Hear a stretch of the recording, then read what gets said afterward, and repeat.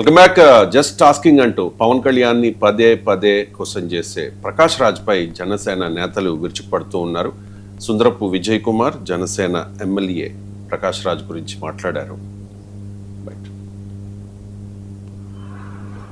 అని సోషల్ మీడియాలో హల్చల్ చేస్తూ ఉన్న ప్రకాష్ రాజ్ గారికి యాంటీ సోషల్ ఎలిమెంట్గా కులాల మధ్యన చిచ్చు పెట్టే రావణ్కి ఏంటి సంబంధం? వీళ్ళిద్దరూ కూడా సోషల్ మీడియాలో అలాగే డిబేట్లలో ఒకరికొకరు సహకరించుకుని ముందుకెళ్ళే పరిస్థితులు ఎందుకు వెళ్తున్నారనే పూర్తి ఇన్ఫర్మేషన్ అలాగే ప్రూఫ్లతో సైతం మా దగ్గర ఉన్నాయి. ఇది పూర్తిగా కుట్రపూరితమైన డిబేట్స్. ఈ ఆంధ్రప్రదేశ్ రాష్ట్రంలో కులాల మధ్యన మతాల మధ్యన చిచ్చు పెట్టడం కోసం వీళ్ళు ముందు పెట్టుకొని వెనకాతల ఆడిస్తున్న వారు ఎవరో బయటికి రావాలి. రైట్. ఇక తంగెళ్ళ ఉదయ్ శ్రీనివాస్ కాకినాడ ఎంపీ, జనసేన ఎంపీ కాస్త ఘాటుగానే ప్రకాష్ రాజ్కి కౌంటర్ ఇచ్చారు. ప్రకాష్ రాజ్ సమాజంలో 99% మంచి వాళ్ళు గౌరవంగా బతికేటోళ్ళు, 1% ఎదవలు పనికిమాలిన ఎదవలు. ఈ 99% గౌరవంగా బతికేటోళ్ళని కించపరిచే విధంగా, డిస్టర్బ్ చేసే విధంగా, వాళ్ళని ఎప్పుడు ఎలాగా ఇబ్బంది పడేలాగా చేయాలనుకునే వాళ్ళు ఉంటారు. అరే పొరంబో కదవా, నువ్వు 2019లో బెంగళూరులో పోటీ చేసిన తర్వాత నీకు వచ్చిన ఓట్లు 28,000 ఓట్లు. ఆ నియోజకవర్గంలో పోటీ చేసి ఆ ప్రజల్ని ఏదో ఉద్ధరిద్దాం అనుకున్న తర్వాత వాళ్ళని నిన్ను చీ థూ అని ఉమ్మేసి అక్కడి నుంచి తరిమేశారు. తర్వాత ఆ ప్రజల కోసం నువ్వు ఏ రోజు ఎప్పుడు పోరాడింది లేదు, ఏ విషయంలోని పాల్గొన్నట్టు చూసింది లేదు, ఏ ట్వీట్లోని వాళ్ళని రిప్రజెంట్ చేస్తున్నట్టు కూడా లేదు. అదే విధంగా గత 5 సంవత్సరాల్లో ఆంధ్రప్రదేశ్లో ఎన్నో విధ్వంసాలు జరిగినాయి. నువ్వేం చేసావు కదా?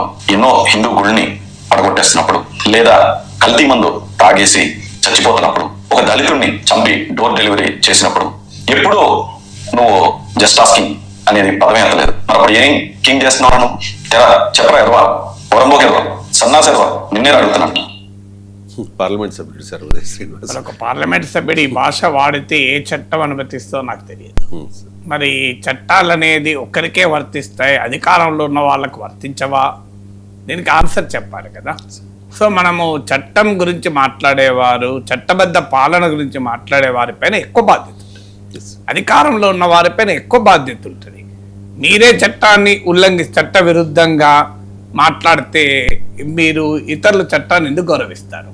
తర్వాత ప్రకాష్ రాజ్ను ఒక ఎంపీ ఎమ్మెల్యే తిడితే ప్రకాష్ రాజ్ ప్రెస్టీజ్ ఏం తగ్గదు. ఆయన నేషనల్ అవార్డు విన్నింగ్ యాక్టర్, చాలా మంది తెలియదు. ఆయన అభిప్రాయాలతో విభేదించవచ్చు, దానికి ఏం తప్పేముంది? ఆయన మీకు సుప్రీంకోర్టు ఇటీవల కరూర్ ఘటన పైన మీకు కరూర్కు విజయ్ వెళ్తానంటే సుప్రీంకోర్టులో ఛాలెంజ్, సుప్రీంకోర్టు ఏమన్నది? లేటెస్ట్ ఇదివరకు 100 సార్లు చెప్పింది, for free speech more free speech అని చెప్పింది. అంటే ఒకరు భావప్రజ్ఞా స్వేచ్ఛతో చెప్పితే దానికి మరింతగా భావప్రజ్ఞా స్వేచ్ఛ. మీరు ప్రకాష్ రాజ్ వీడియోలన్నీ చూడండి, ఎక్కడన్నా ఇప్పుడు గౌరవ ఎంపీ భాష మాట్లాడిండా? ఎక్కడన్నా నేను చూసిన మేరకైతే మాట్లాడలేదు. ఒకళ్ళు మాట్లాడితే ఆయన కూడా తప్పంటలేదు. నీకు ఇప్పుడు గౌరవ ఎంపీ మాట్లాడిన భాషలో ప్రకాష్ రాజ్ ఎప్పుడైనా ప్రశ్నించారా? అది చెప్పండి మొదలు. అంటే ప్రకాష్ రాజ్ భాష ఎట్లుంది, మీ భాష ఎట్లుంది? సమాజం గౌరవం చూడదు ఇదంతా. ప్రకాష్ రాజ్ నరేంద్ర మోడీకి భయపడలే, మీకెందుకు భయపడతాడు? కానీ రాముడి మీద అనుచిత వ్యాఖ్యలు చేశారు అన్నది ప్రకాష్ రాజ్ మీద ఆరోపణ. దానిపైన ప్రకాష్ రాజ్ అనుచిత వ్యాఖ్యలు నిన్న చేయలే కదా, మరి మోడీ ప్రభుత్వం కేసు పెట్టమనండి, ఎందుకు పెట్టలే? సో ఇప్పుడు అనుచిత వ్యాఖ్యలు చేశాడా చేయలేదు ఆ డిబేట్ కాదు కదా. ఇప్పుడు మీరు మీ క్వశ్చన్లో కూడా పవన్ కళ్యాణ్ పైన అన్నాడు. పవన్ కళ్యాణ్ పైన ఆయన ప్రశ్నించలేడు కదా. మీరు పవన్ కళ్యాణ్ మన స్టేట్ కనుక మీకు అది గుర్తుంది, పినరాయి విజయన్ ప్రశ్నించాడు, డిఎంకే స్టాలిన్ ప్రశ్నించాడు, మోడీని అయితే నిరంతరం ప్రశ్నిస్తున్నాడు కదా.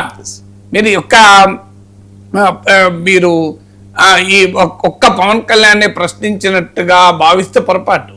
వాస్తవానికి మెగా ఫ్యామిలీ, మెగా కుటుంబం మా ఎలక్షన్లో ప్రకాష్ రాజ్కే సమర్థించింది కదా, నాకు గుర్తున్నంత వరకే. Correct sir. నాగబాబు ట్వీట్ పెట్టి సమర్థించాడు కదా.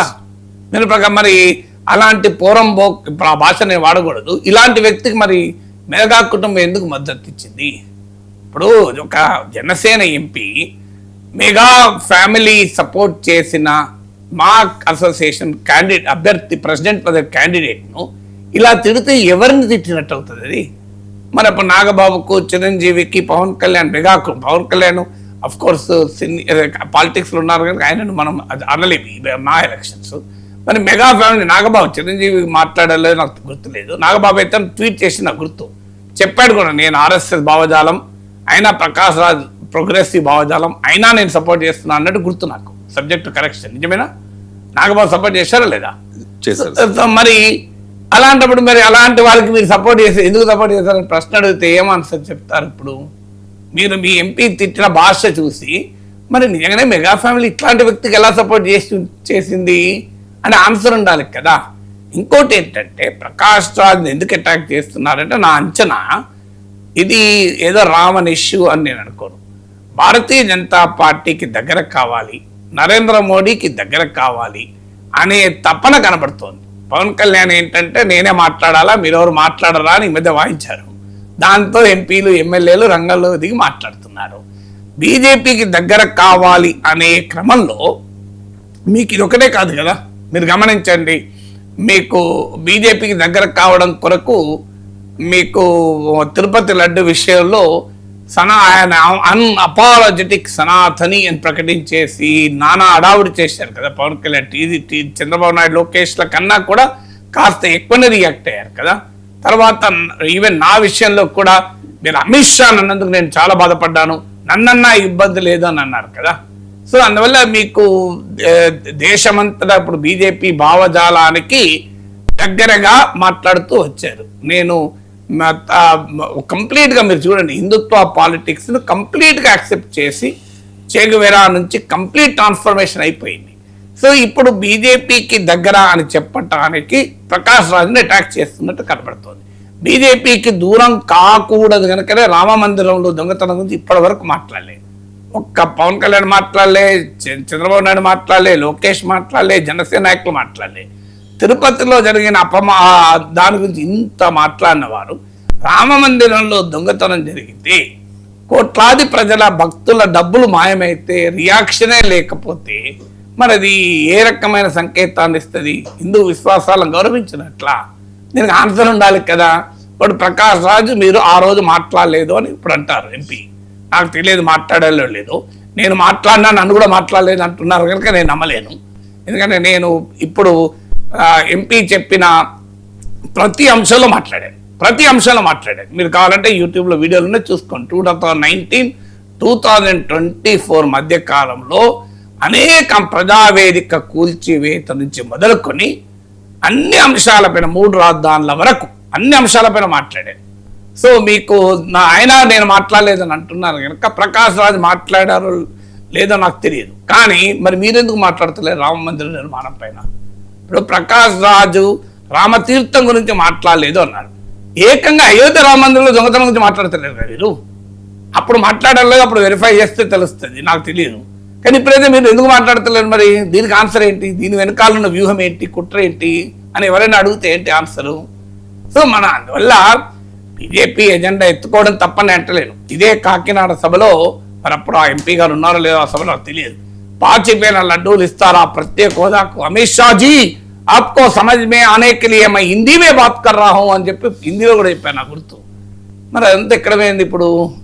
సో బీజేపీని ప్రశ్నించిన తీరు మనం చూసాం కదా.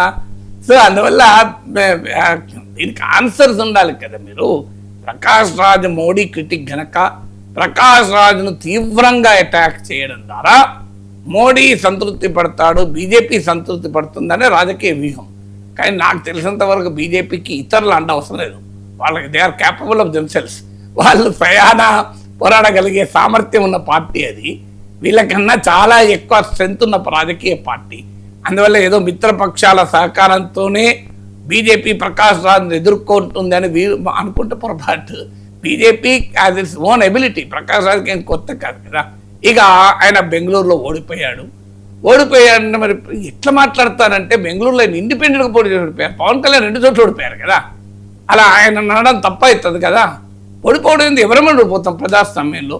నరేంద్ర మోడీ బలం 4.5 లక్షల నుంచి వారణాసిలో 1 లక్ష పడిపోయింది అంటే మరి ఇక మోడీని మనం తిడదామా?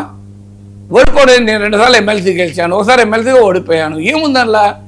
లోకేష్ ఓడిపోయాడు మంగళగిరిలో, ఓడిపోలేదా? మీకు పవన్ కళ్యాణ్ భీమవరంలో ఓడిపోయాడు, గాజువాక 2 చోట్ల ఓడిపోయాడు, ఒక్క చోట కూడా కాదు, ప్రకాష్ రాజుని ఒక్క చోట ఓడిపోయాడు. అది కూడా ఆయన ఇండిపెండెంట్గా పోటీ చేసి ఓడిపోయాడు. ఇండిపెండెంట్గా పోటీ చేస్తే గెలవడం అంత సులభం కాదు, అందరూ తెలుసు. ఆయన ఏదో ఒక పార్టీలో చేరి పోటీ చేస్తే గెలవకపోయాడు ప్రకాష్ రాజు. కళ్ళకద్దుకొని ఏ పార్టీ అయినా ఆయన టికెట్ ఇచ్చేది కదా. నా ఇంటర్వ్యూలో కూడా చెప్పాడు, అన్ని పార్టీలు అడిగాయి నన్ను అని. కానీ ఆయన ఏ పార్టీలో చేరకుండా నేను ప్రశ్నించడమే నా బాధ్యత అని ఉన్నాడు. అది గొప్పతనం కాదా? సో అందువల్ల ఒక జాతీయ అవార్డులు విన్న నటుడిని కనీసం నటుడిగానే గౌరవించండి. ఆ భాష ఏంటి? ఓకే, ఆయన రాజకీయ అభిప్రాయాలు చీల్చండి, నాకు అభ్యంతరం లేదు. కానీ తెలుగు జాతి గర్వించదగ్గ నటుడు కదా, మీరు దానికన్నా గౌరవించాలి కదా. అట్లీస్ట్ నటుడుగానైనా గౌరవించాలి కదా. నటుడిగా గౌరవించకపోతే ఎలా? ఇప్పుడు చిరంజీవి కూడా గౌరవించాడు కదా ప్రకాష్ రాజును. ఇప్పుడు వీళ్ళు ఏది పడితేనే మాట్లాడతారు. నా మీద మాట్లాడారు. నేను చిరంజీవి పార్టీ పెట్టినప్పుడు, నేను ఇప్పుడు ఇదివరకు చెప్పాను లేదు తెలియదు, ప్రజారాజ్యం పెట్టినప్పుడు డాక్టర్ మిత్ర పిలిచారు. చిరంజీవి గారు మీతో మాట్లాడతామనుకుంటున్నారండి, అనేక విషయాలు, ఒక 1/2 అవర్ టైం ఉంటుంది ఆయనకు, రండి అన్నాను. నేను మంచిగా వస్తానన్నాడు. వెళ్ళాను, చిరంజీవి గారు ఇంటికి వెళ్ళాను. 4 అవర్స్ మాట్లాడాడండి, 4 అవర్స్ చిరంజీవి గారు. తర్వాత మా మిసెస్తో ఫోన్లో మాట్లాడారు, మా అమ్మ నాన్నతో మాట్లాడారు, మా పిల్లలతో మాట్లాడారు. సో మా మిసెస్ అయితే అడిగారు, నాగేశ్వర్ గారిని మాతో కలిసి రమ్మనండి అని. తర్వాత TV9 జ్యూరీలో మీకు నాగార్జున అక్కినేనితో పాటు కలిపి చిరంజీవి గారు నాకు సన్మానం చేశారు, TV9 అవార్డుల పురస్కారం. అప్పుడు కూడా చెప్పాను, నాగేశ్వర్ గారు మీ వీడియోలతో రోజు చూస్తున్నానండి అని. ఆయన ఇంత గొప్పగా ఉన్నాడు చూడండి. 4 అవర్స్ నాకు ఇప్పటికి గుర్తు. కన్నబాబు అప్పుడు ఆ రోజు చిరంజీవితో ఉండే కన్నబాబు కదా, ఆయన నోట్స్ రాసుకున్నాడు. చిరంజీవి గారు ఆఖరికి నాగేశ్వర గారు మీరు అనర్గళంగా చెప్పేస్తున్నారు, ఆ పాయింట్లను మాకు గుర్తున్న కష్టం నేను రికార్డ్ చేసుకోవచ్చా అన్నారు. చేసుకోండి సార్, సంతోషం అన్నారు. 4 అవర్స్ మాట్లాడారు. చిరంజీవి గారు ఎంత గౌరవం ఇచ్చారు చూడండి. పవన్ కళ్యాణ్ గారు పిలిస్తే నేను మీకు ప్రత్యేక హోదా పైన సమావేశానికి వెళ్ళాను. పవన్ కళ్యాణ్ బాగా నచ్చి నాగేశ్వర గారు రెగ్యులర్గా కలుద్దామండి, మాట్లాడదాం, చాలా బాగా మాట్లాడారండి అన్నారు. ఇదంతా ఎక్కడ పోతుందండి? ఒక్కసారి ఒక ఇష్యూ వస్తే ఆ ఇష్యూ వరకే డిఫర్ కావాలి. కానీ ఇక ఆ మనిషి వ్యక్తిత్వాన్ని, మనిషి పైన దాడి చేస్తే మీరే గతంలో వివరించిన తీరు, మీ నాయకులు వివరించిన తీరు అండి ఇది. ఇప్పుడు జన సైనికులు ఆలోచించాలి కదా. చిరంజీవి ఇంత గౌరవం ఇచ్చారు, పవన్ కళ్యాణ్ గౌరవం ఇచ్చారు. మెగా కుటుంబమే ఎందుకు నా ఉదాహరణ చెప్పారంటే, మెగా కుటుంబమే ఆయన మా అసోసియేషన్ ప్రెసిడెంట్ కావాలని కోరుకుంది కదా. చిరంజీవి గారికి పర్సనల్గా కూడా ఫ్రెండ్, నాకు తెలిసినంత వరకు ప్రకాష్ రాజ్, వాళ్ళ ఇంటికి కూడా వెళ్ళాను నాకు గుర్తున్నంత వరకు. సో అలాంటి ప్రకాష్ రాజు నటుడుగా నన్ను రెస్పెక్ట్ చేయండి. తెలుగు జాతి గర్వించదగ్గ జాతీయ అవార్డు విన్నింగ్ యాక్టర్ అండి. అండ్ రాజకీయ అభిప్రాయాలు మీరు ఎంతన్నా ఖండించారు, నాకు అభ్యంతరం లేదు. ఎందుకంటే ఆయనే ప్రశ్నిస్తున్నాడు, మీకెందుకు అధికారం ఉండదు ప్రశ్నించడానికి? ప్రకాష్ రాజ్ జస్ట్ ఆస్కింగ్ అంటూ అందరినీ ప్రశ్నిస్తుంటే మీకు ప్రశ్నించే అధికారం లేదా? నేను డిఫర్ అయినప్పుడు మాట్లాడాను, మీకు ఉదాహరణ కూడా చెప్పాను, మన ఇక్కడే మాట్లాడాను. మీకు గుర్తు, ఆయన ఒక ఏదో స్టోరీ, రామాయణం దొంగతనము, పళ్ళ దొంగతనము, GST అనే స్టోరీ చెప్తే అలా మాట్లాడాల్సింది కాకుండే అది దానివల్ల ఉపయోగం ఉండదు. నేనే డిఫర్ అయ్యాను. ఉత్తర భారతదేశం నుంచి వచ్చిన వలస కూలీలు అని మాట్లాడారు. అది మాట్లాడినప్పుడు నేనే ఖండించాను కదా. ఇక్కడ దానికి ఏముండదు, డిఫర్ అవుతాం మనం ఒక ఒపీనియన్ పైన. మరి డిఫర్ అవుతున్నా అని చెప్పి అది మనసులో పెట్టుకుని ప్రకాశ్ మా ఇంటికి రాకుండా లేడు. మా ఇంటికి వచ్చారు, నాకు 1 అవర్ పైన ఇంటర్వ్యూ ఇచ్చారు. అంటే అదే హుందాతనం అంటే, సంస్కారం అంటే. మనం వ్యక్తులుగా డిఫర్ అవుతాం. ఎస్, డిఫర్ అవుతాం. నాకు పవన్ కళ్యాణ్ కలిశాడు అనుకోండి, చాలా గౌరవంగా మాట్లాడతాను, ఏముంది ఇందులో? ఒక అంశం పైన డిఫర్ అవుతాం. ఇప్పుడు ఈటల రాజేందర్ నన్ను ఏదో అంటే నేను ఏదో అన్నాను. ఇప్పుడు ఈటల రాజేందర్ 3 సార్లు పెళ్లిలో కలిశాడు, ఇద్దరం దగ్గర షేక్ హ్యాండ్ ఇచ్చుకున్నాం, చాలా అభిమానంగా మాట్లాడాడు ఈటల గారు. నాకు ఇటీవల ఎపిసోడ్లో ఒక్క మాట కూడా నా మీద మాట్లాడాలి. నాకు నేను గౌరవం పెరిగింది ఈటల గారి మీద. ఆ రోజు పాతదంతా మర్చిపోయి ఇంకా గౌరవం పెరిగింది. ఇంత కాంట్రవర్సీలో ఒక్క మాట నన్ను అనలేదు, మీరు గమనించండి. ఈటల రాజేందర్ అనలే, రఘునందన్ రావులే. రఘునందన్ రావు నేను చాలాసార్లు వాదించుకున్నాం. మళ్ళీ మా ఇంటికి వచ్చారు రఘునందన్ రావు, మా ప్రోగ్రామ్ చేశాము. అసలు హుందాతనము, సంస్కారం ఉండాలి, సమాజంలో విలువలు ఉండాలి. మనుషులు మనం ప్రశ్నిస్తాం. ప్రశ్నించాలి, ఖచ్చితంగా ప్రశ్నించాలి. ప్రశ్నించేప్పుడు జస్ట్ ఆస్కింగ్ అంటూ ప్రకాశాన్ని ప్రశ్నిస్తే ప్రకాశాన్ని ప్రశ్నించే హక్కు జనసేనకు ఉండదా? ఖచ్చితంగా ఉంటుంది. కానీ ఆ భాష ఏంటి, ఇదేంటి, ఇది గౌరవం తెస్తుందా? ఇప్పుడు దీనికి గౌరవం తెస్తా? మీరు ఒక్కసారి ఆలోచించండి. సో వీళ్ళకి నాయకత్వంలో ఉన్నవారు కదా సామాన్య, ఇప్పుడు వీళ్ళు ఇలా మాట్లాడే వరకు కింద సైన్యం రెచ్చిపోతుంది. జరుగుతున్నది ఏంటంటే నాయకులే హద్దులు మీరు మాట్లాడినప్పుడు కింద సైన్యం రెచ్చిపోతుంది. మీరు కంట్రోల్ చేయగలరా? రేపు ఏమవుతుంది? ఆయనను అభిమానించే వాళ్ళు మిమ్మల్ని అటాక్ చేస్తారు. ప్రకాష్ రాజ్కి అభిమానులు తక్కువ ఉన్నారా? ప్రకాష్ రాజ్ మీద జన సైనికులు విపరీతంగా విరుచుకుపడుతూ ఉన్నారు సార్. బహుశా ఇన్స్ట్రక్షన్స్ వచ్చి ఉండొచ్చు. ఇన్స్ట్రక్షన్ రావాల్సిన అవసరం లేదు. ఒక ఎంపీ ఎమ్మెల్యే ఇలా మాట్లాడాక మీతో ఎందుకు మాట్లాడారు? అదే సార్, ఒకసారి ఉదయ్ శ్రీనివాస్ ఏం మాట్లాడారు, ఆయన భాష ఒకసారి విందాం సార్. అక్కడి నుంచి తరిమేశారు. తర్వాత ప్రజల కోసం నువ్వు ప్రకాష్ రాజ్ సమాజంలో 99% మంచి వాళ్ళు గౌరవంగా బతికేటోళ్ళు, 1% ఎదవలు పనికిమాల ఎదవలు. ఈ 99% గౌరవంగా బతికేటోళ్ళని కించపరిచే విధంగా, డిస్టర్బ్ చేసే విధంగా, వాళ్ళని ఎప్పుడు ఎలాగ ఇబ్బంది పడేలాగా చేయాలనుకునే వాళ్ళు ఉంటారు. అరే పొరంబో కదవా, నువ్వు 2019లో బెంగళూరులో పోటీ చేసావు. పోటీ చేసిన తర్వాత నీకు వచ్చిన ఓట్లు 28,000 ఓట్లు. ఆ నియోజకవర్గంలో పోటీ చేసి ఆ ప్రజల్ని ఏదో ఉద్ధరిద్దాం అనుకున్న తర్వాత వాళ్ళని నిన్ను చీ తూ అని ఉమ్మేసి అక్కడి నుంచి తరిమేశారు. తర్వాత ఆ ప్రజల కోసం నువ్వు ఏ రోజు ఎప్పుడూ పోరాడింది లేదు, ఏ విషయంలోని పాల్గొన్నట్టు చూసింది లేదు, ఏ ట్వీట్లోని వాళ్ళని రిప్రజెంట్ చేస్తున్నట్టు కూడా లేదు. అదే విధంగా గత 5 సంవత్సరాల్లో ఆంధ్రప్రదేశ్లో ఎన్నో విధ్వంసాలు జరిగినాయి. నువ్వేం చేసావు కదా? ఎన్నో హిందూ గుళ్ళని పడగొట్టేస్తున్నప్పుడు, లేదా కల్తీ మందు తాగేసి చచ్చిపోతున్నప్పుడు, ఒక దళితుడిని చంపి డోర్ డెలివరీ చేసినప్పుడు ఎప్పుడూ నువ్వు జస్ట్ ఆస్కింగ్ అనేది పదమే అంతలేదు. మరి అప్పుడు ఏం కింగ్ చేస్తున్నావు నువ్వు? ఎరా చెప్పరా ఎదవా, పొరంబోకి ఎదవా, సన్నాసి ఎదవా, నిన్నే అడుగుతున్నాను. ప్రకాష్ రాజ్ సమాజంలో ఇప్పుడు ఇది సంస్కారం అని అనిపించుకుంటే వాళ్ళ పార్టీ సంస్కారాన్ని నేర్పితే నేనేం చేయగలిగింది లేదు. కానీ ఇక్కడ మళ్ళీ చెప్తున్నాను, ఇప్పుడు ఒక వర్డింగ్ చూడండి, ఆయన ఓడిపోయాడు, ఇండిపెండెంట్గా ఓడిపోతే ప్రజలు చీ తూ అన్నారట. మరి ఓడిపోయిన వాళ్ళందరి గురించి కూడా ఇలాగ మాట్లాడతారా? నేను అందుకే చెప్పాను, ఇప్పుడు నేను ఓడిపోయాను, ఇంకా వాళ్ళ నాయకులు ఓడిపోయారు, టీడీపీ నాయకులు ఓడిపోయారు, పెద్దవాళ్ళు ఓడిపోయారు. నేను చెప్పడం మళ్ళీ అనవసరం, ఈ భాష వాడినప్పుడు చెప్పకూడదు వాళ్ళ పేర్లు మళ్ళీ. కానీ మీరు అనొచ్చా ఎవరినైనా? అసలు ఓడిపోయిన వాళ్ళు ఎవరండి? ఇందిరాగాంధీ ఓడిపోయింది దేశంలో, ఎన్టీ రామారావు ఓడిపోయాడు కల్వకుర్తిలో. అంటే కల్వకుర్తిలో ప్రజలు అలా అన్నట్లా, భీమవరం గాజువాక ప్రజలు అలా అన్నట్లా, మంగళగిరి ప్రజలు అలా అన్నట్లా, హైదరాబాద్ రంగారెడ్డి మహబూబ్నగర్ ప్రజలు నాగేశ్వరం అన్నట్లా. అసలు ఏం భాష? మనం ఓడిపోవడం అనేది ఏముందండి? ఎవరైనా ఓడిపోతారు ఎన్నికల్లో. అంబేద్కర్ ఓడిపోయారు, అంబేద్కర్ ఓడిపోయాడు అంటే వీళ్ళకి ఏం భాష అది? నేను అనేది ఏంటంటే, మీరు ఇప్పటికీ చెప్తున్నా, ప్రకాష్ రాజ్ అభిప్రాయాలకు మీరు డిఫర్ అయ్యారనుకోండి, తీవ్రంగా ఖండించండి. జస్ట్ ఆస్కింగ్ కాదు, మస్ట్ ఆస్కింగ్ అనండి. ఎంత అడగండి, అభ్యంతరం ఏమున్నదండి? సుప్రీంకోర్టు చెప్పింది కదా, ఫ్రీ స్పీచ్కు మోర్ ఫ్రీ స్పీచే సమాధానము అని. ఫ్రీ స్పీచ్కు పోరంబోకులు, వెధవలు, సన్నాసులు ఇది కాదండి భాష. తూలు చీలు ఇది భాష కాదు, ఇది మీకు కూడా వర్తిస్తుంది. అది ప్రమాదం. ఎందుకంటే దీనిపైన ఎవరికీ మానపొలి ఉండదు. వేరే వాళ్ళు అన్నారా మిమ్మల్ని? పవన్ కళ్యాణ్ ఓడిపోయినప్పుడు ఇలాగా మాట్లాడితే నేను తీవ్రంగా ఖండించారు. ఏముంది ఓటమి? లోకేష్ను పప్పు అని ప్రచారం చేస్తుంటే తీవ్రంగా ఖండించారు.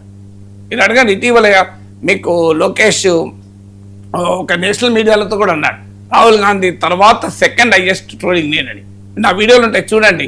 నేను ఉదాహరణతో సహా చెప్పాను. నాతో హాఫ్ అన్ అవర్ మాట్లాడాడు లోకేష్ ఒక సందర్భంలో, కానీ చాలా నాలెడ్జబుల్గా మాట్లాడాడు. ఐ డోంట్ థింక్ ఈ పప్పు అది రాంగ్, ఆ ప్రచారం తప్పని చెప్పాను. సో మేము ఎలా మాట్లాడుతున్నాము ఇప్పుడు? అంటే ఈ భాష సంస్కృతి ఇది మీరు సమాజానికి నేర్పుతామంటే ఆ సమాజాన్ని భగవంతుడే కాపాడాలి, ఆ రాముడే కాపాడాలి. సో రావణుని పట్ల రాముడి భాష వాడాడా? ఒక అతను గుర్తు తెచ్చుకుని రామాయణం చదవండి ఒకసారి. రామాయణం చదవండి ఒకసారి. శ్రీరామచంద్రుడు రావణాసురుని పట్ల ఈ భాష మాట్లాడా? మీరు మాట్లాడే భాష. మీ దృష్టిలో ప్రకాష్ రాజు రావణాసురుడు కదా, మీరు శ్రీరాములు లాంటి వాళ్ళు కదా, మరి శ్రీరాముడు మాట్లాడా? దశరథునికి నేను ఈటీవీ రామాయణంలో చూశాను. దశరథునికి తిథి వస్తే యుద్ధ సమయంలో లంకలో ఉండగా, ఇది సముద్రం దాటాక అక్కడ బ్రాహ్మణుడు దొరకకపోతే, పురోహితుడు దొరకకపోతే రావణాసురుడిని పిలుస్తాడు రాముడు పౌరోహిత్యానికి. లక్ష్మణుని పంపించి రావణాసురుని దగ్గర రాజనీతి శాస్త్ర పాఠాలు నేర్చుకోమని చెప్తాడు. ఇదయ్యా మన భారతీయత, ఇది మన హిందూ ధర్మం నేర్పుతున్నటువంటి గొప్ప విలువలు, ఇది మన సంస్కారం, ఇది మన సంస్కృతి. దీన్ని మర్చిపోకండి. ఇది ఇలా ఇష్టం వచ్చినట్టుగా మాట్లాడలేదు ఎవరు. మన సమాజం అంగీకరించదని, మీకు మన సంస్కృతి అంగీకరించదు, మన ధర్మం అంగీకరించదు, సనాతన ధర్మం ఒప్పుకోదు. ఇది సనాతన ధర్మం ఈ భాషను ఒప్పుకుంటుందా? హిందూ ధర్మం మీ భాషను ఒప్పుకుంటుందా? హిందూ ధర్మం ఏం చెప్తుంది? పెద్దవాళ్ళ గౌరవించని చెప్తుంది. మీకన్నా వయసులో కూడా పెద్దవాడు కదా. అది హిందూ ధర్మంలో ఉన్న మౌలిక సూత్రం ఏంది? పెద్దవాళ్ళకు గౌరవించండి. మీకు నర్తనశాల సినిమా చూడండి, ఒకవేళ రామాయణ భారతాలు చదవకపోతే ఉత్తర గోగ్రహణం, ఈ గోగ్రహణం అప్పుడు విరాట పర్వంలో భీష్మ ద్రోణాదులతో సహా కౌరవ సైన్యాన్ని తీసుకుని యుద్ధానికి వస్తే అర్జునుడు యుద్ధం చేసడానికి ముందు నమస్కార బాణాలు వేస్తాడు.